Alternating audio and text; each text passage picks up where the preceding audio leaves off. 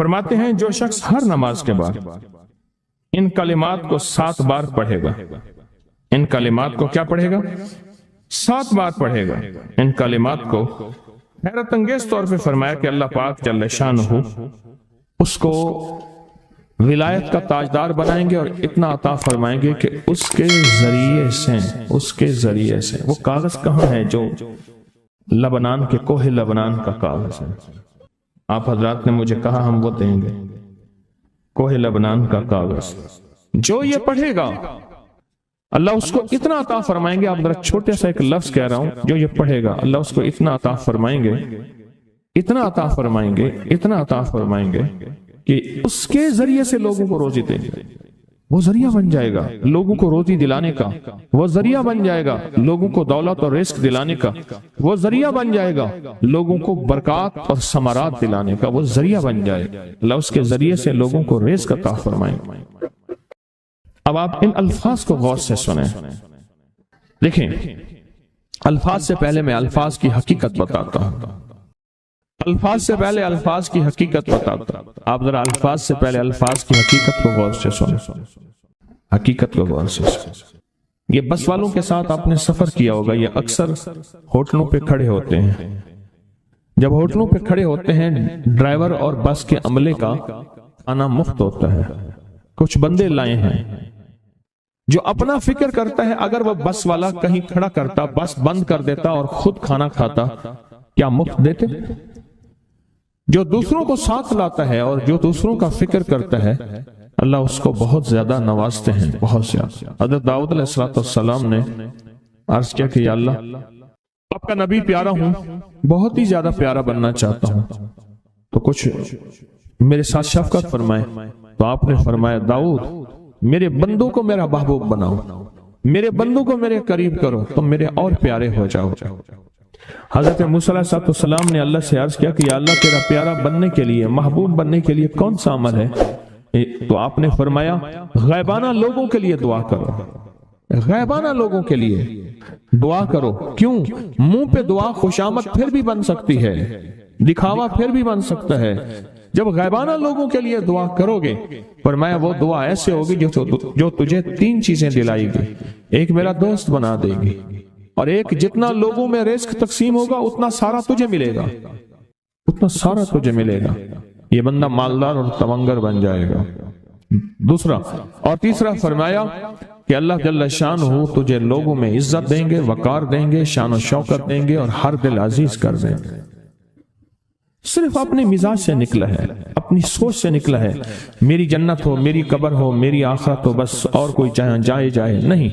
فرمایا کہ یہ اللہ کے لیے جب بندہ کرتا ہے. اب آپ میت کی دعا دیکھیں، اللہم اغفر لحینا، حالانکہ ساری دعا تو اس میت کے لیے مانگنی چاہیے تھی. اے اللہ جتنے زندہ ہیں ان سب کو معاف کر دے، ومیتنا جتنے مر گئے سب کو معاف کر دے. میت سامنے پڑا ہے، پین سامنے رکھ کے میت کے لیے دعا نہیں مانگی جا رہی. پہلے سارے زندوں کے لیے تاکہ ان کا خاتمہ ایمان پہ ہو، پھر میتوں کے لیے وشاہدنا جو موجود ہیں، وغائبنا جو اس وقت نظر نہیں آ رہے غائب ہیں، وصغیرنا وہ چھوٹے ہیں، وکبیرنا وہ بڑے ہیں، وذکرنا وہ مذکر ہیں، وانثانا اے اللہ جو مؤنث ہیں.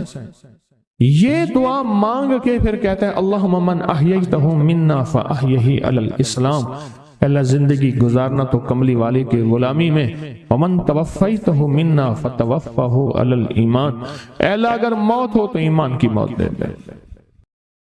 جو بندہ دوسروں کے لیے مانگتا ہے، جو بندہ دوسروں کے لیے چاہتا ہے، دوسروں کے لیے چاہتا.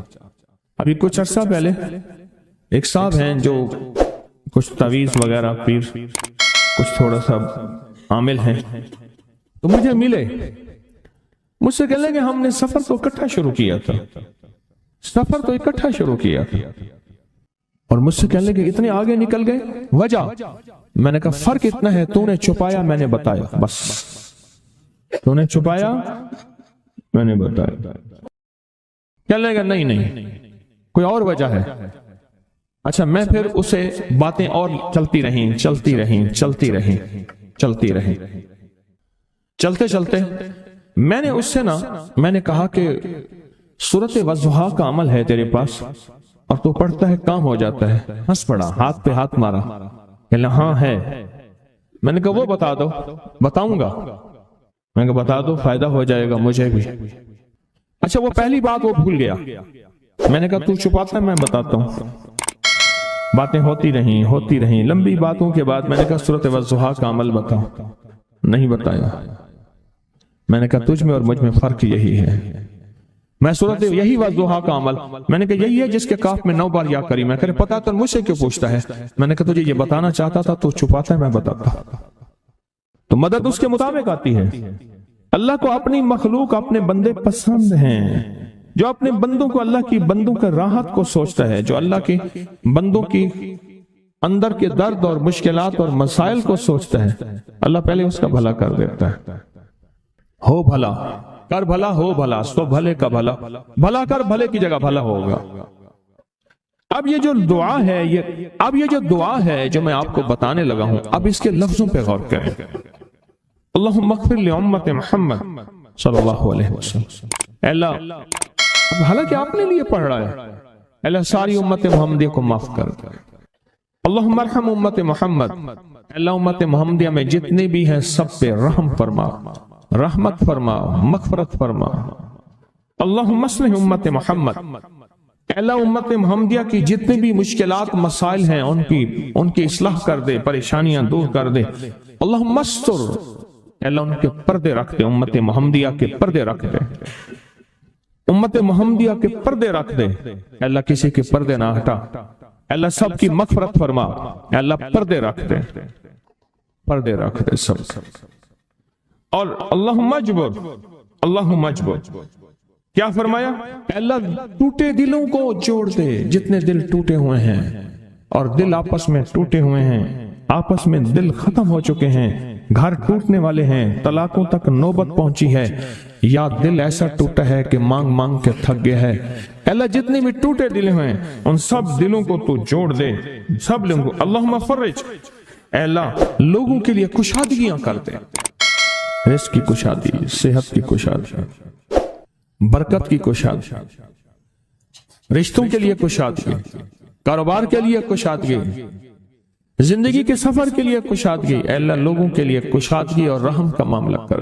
اب آپ سوچیں اس ساری دعا میں ایک دفعہ بھی اپنے لیے مانگا. ایک درویش کے پاس ایک بندہ گیا, حضرت ولایت کا کوئی شارٹ کٹ بتائیں, بالکل آسان راستہ. فرمایا جب کوئی غیر مسلم بغیر کلمے کے مر جائے, کسی کونے میں منہ دے کے رو لینا, اللہ تجھے ولایت دے دے گا.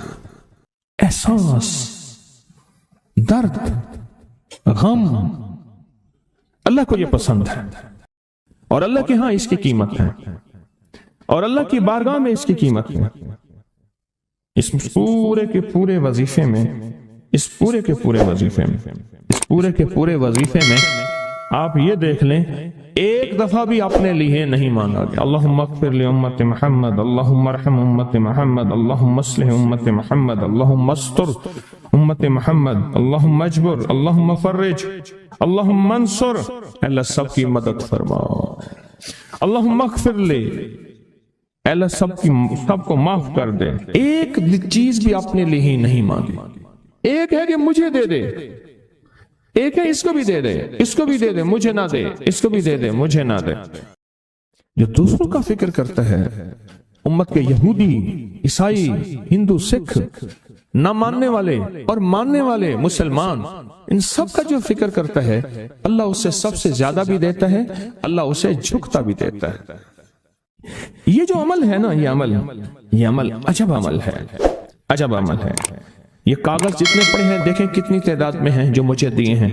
یہ عمل ہے. امام جلیل یمنی یافعی فرماتے ہیں, ہم چند دوست مل کر کوہ لبنان پر گئے تاکہ وہاں کے رہنے والے, سنا ہے کوہ لبنان میں وہاں عابد رہتے ہیں, زاہد رہتے ہیں, ابدال رہتے ہیں, شاید ہماری بھی کسی سے ملاقات ہو جائے. کہنے لگے ہم 3 دن تک مسلسل چلتے رہے, ہمیں کوئی ہستی نہ ملی. اسی دوران میں میرے پاؤں میں چوٹ لگ گئی اور میں چلنے سے عاجز ہو گیا. آخر میں بلند پہاڑی پر آ کر بیٹھ گیا. میرے ساتھی یہ کہہ کر کہ تم یہاں پر آرام کرو، ہم اطراف میں گھوم کر آتے ہیں کہ شاید کوئی ابدال مل جائے، کوئی درویش مل جائے، کوئی بزرگ مل جائے، اس کی ہم زیارت کر لیں، دعا کرا لیں۔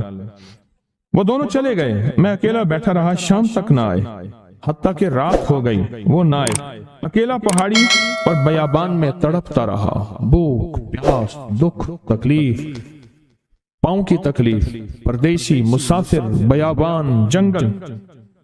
دوسرے روز میں نے وضو کے لیے پانی تلاش کیا تو پہاڑی کے نیچے پانی کا ایک چشمہ نظر آیا۔ وہاں وضو میں کے لیے کھڑا ہوا تو اثناء نماز کسی تلاوت والے کی آواز سنائی دی۔ نماز سے فارغ ہو کر میں آواز کی طرف چل پڑا۔ چلتے چلتے ایک غار نظر آیا، میں دیکھا تو ایک بزرگ ہیں اور وہ بھی نابینا ہیں۔ میں نے انہیں سلام کیا، انہوں نے سلام کا جواب کر کے پوچھا انسان ہو یا جن؟ میں نے کہا جی میں آدمی میں سے ہوں، انسانوں میں سے ہوں۔ اور پھر انہوں نے حیرت سے پڑھا لا الہ الا اللہ وحدہ لا شریک لہ، میں یہاں 30 سال سے ہوں اور آج تک میں نے کسی آدمی کو نہیں دیکھا۔ کتنے سال سے؟ 30 سال زندگی کے گزر گئے ہیں، آج تک ایک آدمی نہیں دیکھا۔ تم یہاں کیسے آ گئے؟ تم یہاں کیسے آ گئے؟ تم یہاں کیسے آ گئے؟ تو میں نے کہا کہ تم لگتا ہے تھک گئے ہو، تھوڑی دیر کے لیے سو جاؤ۔ میں آگے چل کے دیکھا تو غار میں 3 قبریں بنی ہوئی تھیں۔ مجھے حیرت ہوئی لیکن تھکان بہت زیادہ تھی، مجھے نیند آ گئی۔ ظہر کی نماز کا وقت ہوا تو انہیں آواز دی کہ اللہ تم پر رحم کرے، اٹھو، نماز کا وقت ہے۔ باوجود نابینا ہونے کے اوقات نماز کے ماہر اور واقف تھے۔ میں نے اٹھ کے ان کے ہمراہ نماز پڑھی، اس کے بعد وہ عصر تک تلاوت کرتے رہے۔ جب عصر سے فارغ ہوئے تو کھڑے ہو کر انہوں نے 3 مرتبہ یہ دعا پڑھی جو یہ دعا میں نے ابھی پڑھی ہے، صرف 3 مرتبہ پڑھی 3 مرتبہ یہ دعا پڑھی۔ عارف شاذلی ابو نعیم اصفہانی کے ساتھ لکھی ہے جب ہم مغرب سے فارغ ہوئے تو میں نے ان سے دریافت کیا یا شیخ آپ امت کی مغفرت والی یہ دعا آپ کو کس نے سکھائی؟ یہ آپ کو موتی ملا تو کہاں سے ملا؟ یہ سن کر اس نابینا بزرگ نے یوں فرمایا جو شخص اس دعا کو روزانہ دن میں صرف 3 بار پڑھ لیتا ہے اللہ اس کو ابدالوں میں شامل کر لیتا ہے۔ اور دنیا میں اس وقت اربوں کی آبادی ہے، کروڑوں کی نہیں، اربوں میں صرف 40 ابدال ہیں، 40 ابدال ہیں پوری دنیا میں۔ اور فرمایا جو شخص اس کو 3 دفعہ صبح شام پڑھ لیتا ہے، 3 دفعہ اس دعا کو روزانہ صرف 3 مرتبہ پڑھ لے اللہ اس کو ابدالوں میں شامل فرما دیتے ہیں۔ پھر میں نے دریافت کیا یا شیخ آپ کو یہ دعا کس نے سکھائی؟ اتنا بتلا دیں۔ اس نابینا شیخ نے فرمایا او اللہ کے بندے یہ ایک راز ہے، اس دعا کی حقیقت سننے کی تم میں طلب تو ہے لیکن تاب نہیں ہے، اس راز کو جاننے کا تحمل تمہارے دل میں کتنا ہو سکتا ہے؟ اتنا کہہ کر خاموش ہو گئے۔ پھر فرمایا کہ عارف باللہ شیخ ابو الحسن شاذلی فرماتے ہیں وہ دعا یہی ہے جو ابدال مانگتے ہیں، ابرار مانگتے ہیں، غوث مانگتے ہیں، ولی مانگتے ہیں، کتب مانگتے ہیں، اولیاء مانگتے ہیں، اور پھر اللہ سے جو مانگتے ہیں وہ ملتا ہے۔ اور اولیاء کاملین نے فرمایا یہ دعا خصوصی طور پہ حضرت خضر علیہ السلام نے سکھائی ہے ان اولیاء کو۔ یہ جو یا وہاب ہے نا اس سے ذرا تھوڑا سا سن لیں۔ اللہ پاک جل شانہ کا وہاب، یا وہاب حبلی، ہاں یا وہاب حبلی، اور ایک لفظ ہے وحبی، وحبی یعنی اللہ جس کو غیبی علوم عطا فرماتا ہے، غیبی خزانہ عطا فرماتا ہے، غیبی برکت عطا فرماتا ہے، غیبی شفا عطا فرماتا ہے، غیبی عطا فرماتا ہے، وہ پتہ ہے کس میں؟ اس کی چابی ہے یا وہاب، غیبی نظام جس کو میرا رب عطا فرماتا ہے۔ وہ بیٹے ہیں، وہ نعمتیں ہیں، وہ رزق ہے، وہ عزت ہے، وہ دولت ہے، وہ سکون ہے، وہ چین ہے، وہ راحت ہے، وہ رحمت ہے۔ وہ کیفی غیبی نظام فرشتوں کے ذریعے ہے یا جنات کے ذریعے ہے یا انسانوں کے ذریعے ہے، وہ غیبی نظام زمین کے خزانے، آسمان کے خزانے، وہ غیبی نظام اچانک ملا۔ یا وہاب، یہ لفظ یا وہاب ہے۔ اللہ کا نام جو وہاب ہے، رب حب لی ملکن، مولا عطا فرما مجھے ایسا ملک، سلیمان علیہ السلام نے فرمایا جو پھر کسی اور کے پاس نہ ہو، اور مولا ایسا ملک دے پھر اور کسی کے پاس بھی نہ ہو اور مجھ سے چھیننا بھی نہیں۔ وہاب یا وہاب، ہاں کھجور کے ساتھ نسبت میرے کملی والے کی ہے، کھجور کے ساتھ نسبت انبیاء کی ہے، کھجور کے ساتھ نسبتیں ہیں۔ جتنے بھی دنیا میں درخت ہیں ان کو دائیں بائیں اوپر نیچے سے کاٹو نہیں مریں گے، پھلیں گے پھولیں گے، شاخیں نکالیں گے۔ کھجور واحد درخت ہے، اوپر سے کاٹ دو مر جائے گا۔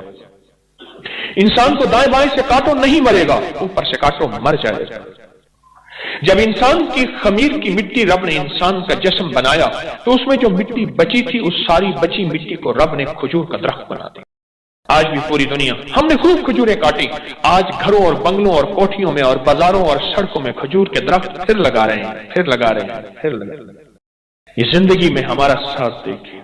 میں بصرہ میں گیا، بصرہ کی کھجوریں، عراق کی کھجوریں، کھجوروں کے درخت ہی درخت ہیں، ہزاروں میل کا سفر کھجوروں کے ساتھ ہی ساتھ ہے۔ بغداد میں اور کہاں کربلا میں اور کہاں کوفہ نجف میں اور کہاں کھجوریں ہی کھجوریں ہیں۔ اور عجیب بات بتاؤں، کھجوروں کے ساتھ رہنے والوں کا مزاج اور ہے، درختوں کے ساتھ رہنے والوں کا مزاج اور ہے، ہر درخت کا مزاج اور ہے، پر کھجور کا مزاج اور ہے۔ ہر درخت کے سائے کی اپنی تاثیر ہے۔ جو اس دن ایک صاحب کہنے لگے، ہم ایک جگہ گئے، ہم نے گوبر، خشک گوبر، یہ گائے بھینس کا جسے اپلی بھی کہتے ہیں، پاتھیاں بھی کہتے ہیں، خشک گوبر کی پکی ہوئی چائے پی، اس کا ذائقہ اور تھا۔ سوئی گیس کی پکی ذائقہ اور ہو، کوئلوں کی چائے پکی ذائقہ اور ہے، لکڑی کی چائے پکی، روٹی پکی ذائقہ اور ہے۔ اسی طرح کھجور کے سائے کا ذائقہ، مزہ، تاثیر، کمال اور ہے۔ اس کی گٹھلی کی اپنی تاثیر ہے، اس کی گٹھلی کا اپنا کمال ہے، اور اس کی گٹھلی، اور اگر اس کی گٹھلی ہو کھجور کی، سنیں، یا کھجور کی گٹھلیاں ہوں، کھجری ہو کھجور کی، گٹھلی ہو کھجور کی، اور پھر پڑھا جائے یا باسط یا وہاب، اے میری بندشوں کو کھولنے والے، باسط باسط باسط، میری مشکلیں کھل گئیں، میری بندشیں کھل گئیں، میری گلیاں بند تھی کھل گئیں، میرے راستے بند تھے کھل گئے، میرا رزق بند تھا کھل گیا، میری مقدر بند تھی کھل گئی، میرے نصیب بند تھے کھل گئے، وہ رشتوں کی شکل میں، وہ رزق کی شکل میں، وہ صحت کی شکل میں، وہ جادو جنات اثرات اور بندشوں کی شکل میں، یا باسط، میری تمام بندشیں کھل گئیں، اور مولا اب کھل گئی ہیں۔ تو بندے پھر مانگتا کیا ہے؟ کہتے اللہ اب یا وہاب ہوتے ہیں، اب وہاب کیا؟ غیبی خزانے، غیبی رزق، غیبی نظام، سارے برکتوں کے، دولتوں کے، عزتوں کے، وقار کے، شان و شوکت کے، اب مولا وہ عطا فرما، یا باسط یا وہاب۔